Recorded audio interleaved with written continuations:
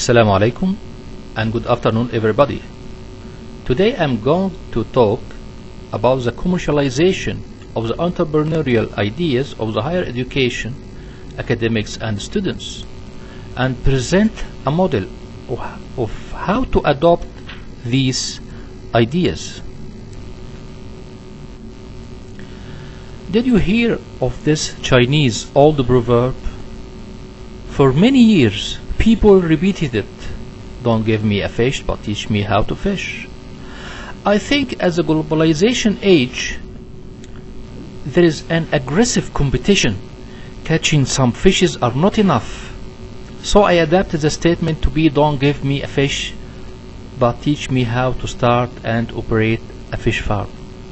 A fish farm is a symbol of your small business. This is simply the philosophy of incubation facilities, especially to those who have their own ideas and are willing to start businesses. It is acknowledged today that a nation's standards of living depends on the development of science and technology and adoption of the knowledge economy with the use of the competitive advantages of nations. The role of universities has evolved gradually to transform the entrepreneurial ideas, scientific and applied research into final products and modern techniques in the service of society, industry, and contributing to the economic growth. But what's meant by incubator? The incubator is a facility established to nurture young or startup firms during their early months or years. It usually provides affordable space, shared offices, and services, hands-on management, training, marketing support, and often access to some form of financing. Today I will give you a hint on another facility called Preincubation. Preincubation is a structure where the entrepreneur can work out a business idea until it becomes a prototype. The pre-incubators offer services that help the entrepreneurs to clearly define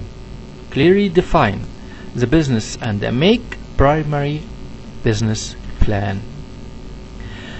Now we have more than 6,000 incubators worldwide.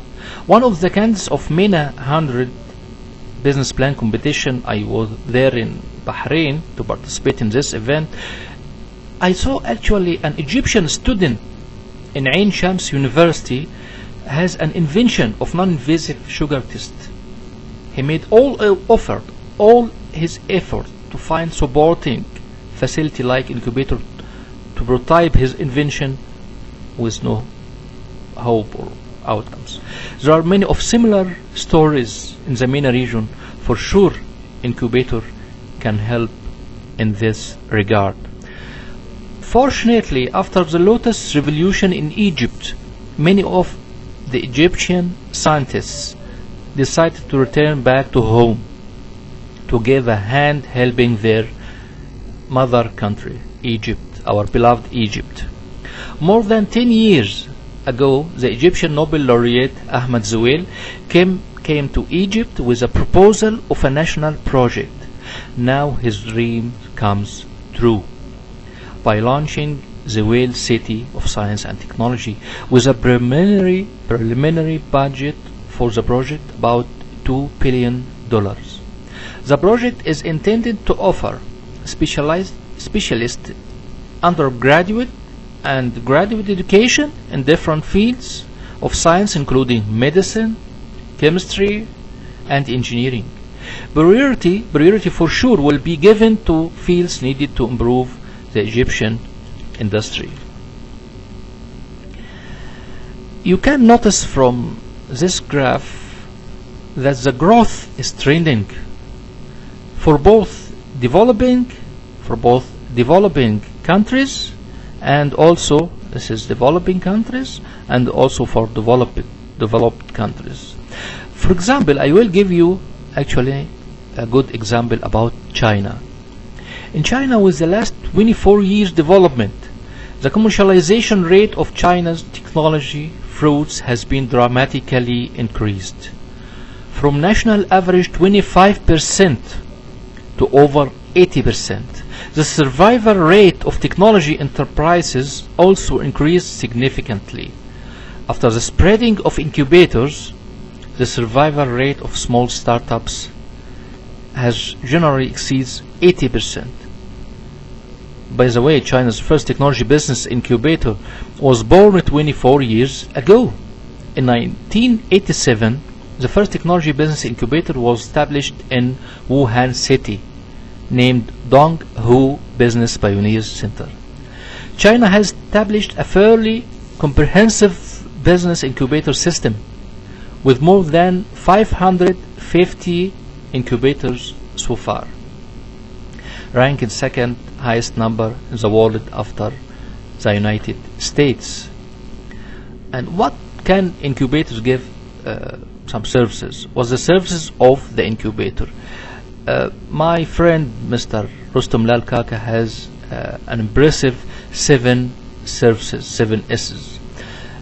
Services on legal, intellectual property issues, security, seed equity, capital, technology, sourcing, skills development, counseling, mentoring, support on information, international networking, synergy among clients, thought exchange of experiences, shared offices, facilities, equipment, pre and post incubation, smart space.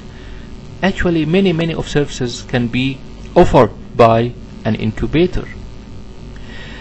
For a research purpose, we in the Arab Entrepreneur House have designed a specific questionnaire and sent it actually to many of incubators worldwide, around the globe.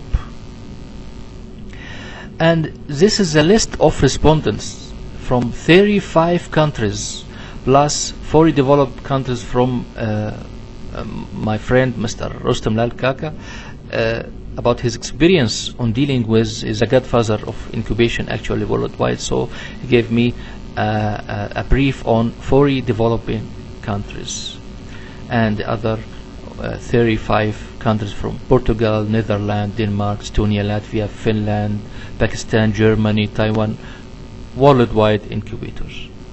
About the findings, we asked them about, does the incubator have a link with the university? 87% of the respondents incubators are linked to university. And the main business sector of the incubator tenants: software, biotechnology, hardware, biomedical, nanotechnology, and the others. What about the activities of the tenants inside? We called firms inside incubators as tenants: computer science, electronic engineering, environmental engineering, communication, software, hardware, engineering applications, many of technological activities. About the success or survival rate, percentage of success of the tenants after the first year, average 85%. And after the first 3 years, 81%. You know, in most of our Arab countries, 75% of startups who are non-incubatees outside the incubators are failed. So it's an impressive success percentage actually. And the average annual percentage of the employment growth per firm is about 10 to 50%. It's good to be exponential growth actually.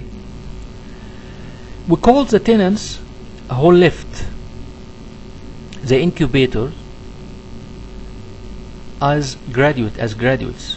They are already graduated from the incubator. So, but the relationship between the incubator, the mother incubator, and its graduate should continue. A special privilege and marketing services are provided to the previous tenants who are graduates now. You know the number of employees about incubators. This is the findings of the respondent incubators worldwide. Number of employees of incubator university firm, about average 10 employees. How about the managers? You know, we found that 67 are engineering graduates from engineering schools, faculty of engineering. 13% computing and communication. If you add 67 to 13, this can be noticed that engineers run 80%. 67 plus 13. So also you can consider computing and communications are engineers also. So this is clear for we add engineers, computing, and most or the majority, 80% are engineers who manage the incubators. I thought actually to find an intermediate facility between university and incubators, because the incubator facility is expensive, actually relatively expensive, and is not easy to launch in some countries, some communities, for different reasons. This is what I think. So I think for pre-incubation, we talked about incubators. Now we'll give you some idea about a model, special model called pre-incubation. This is illustrate the gap and obstacles between universities and incubators. The pre-incubation or pre-incubator facility inside the campus can help. You know, here from this the gaps, obstacles, financial risks, lack of knowledge of skills, unknown market potential, risk aversion, and for pre-incubator now, market test by sale. Remember, I gave you an idea about the pre-incubators. It can be the outcome is business plan. So the students, academics inside the university can work until he has a feasible business plan, and they have some training, insurance, coaching, services, special services. In some Arab countries, they have what a special program named the cooperative education. Cooperative education is one of the graduation requirements for students. Its acronym is Co-op. Co-op students are required to spend 28 weeks or 7 months of practical work in a relevant field in industry and submit a comprehensive report about their work experience to their respective department in the university. I discovered that students are obligated to work as employees. How about they have an idea or entrepreneurial ideas?